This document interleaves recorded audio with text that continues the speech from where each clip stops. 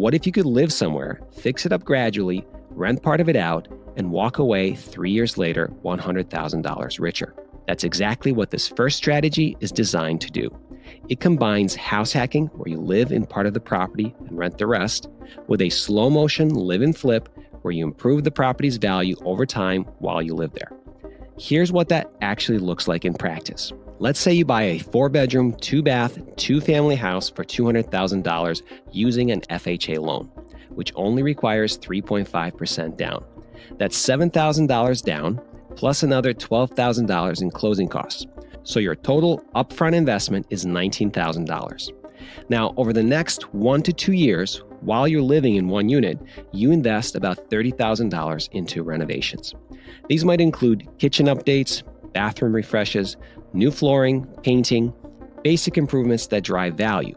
But also to supercharge the forced appreciation in value even further, let's say you're able to convert parts of the previously unused spaces at the property, like enclosed porches or dens, and I've done this myself numerous times, into 2 additional bedrooms by adding some insulation, sheetrock, a couple of light fixtures, and a couple of closets. Yes, you should look for opportunities for improvements like this while you're shopping for a building and buy strategically with this type of improvement in mind. But this isn't difficult if you know what you're looking for.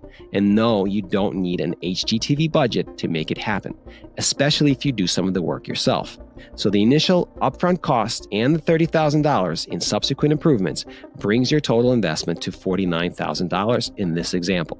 Now let's talk about what you're gaining in return. First, forced appreciation from your renovations. If you bought smart and you improve in the right areas, your property could now be worth around $285,000, an $85,000 increase in equity purely from the work you put in. Next, let's add in market appreciation. Real estate generally appreciates over time. A 4% average annual appreciation on your original $200,000 purchase is entirely reasonable, and over 3 years comes out to around $24,972 in additional value. It could absolutely be more than 4%, but let's assume a conservative appreciation rate to be safe. Then there's your housing cost savings. You're living in one of the units and renting the other one out.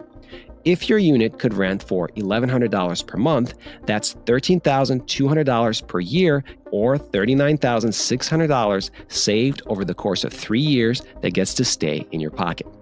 You're also paying down your mortgage during those 3 years. The current FHA mortgage rate is about 6.98%.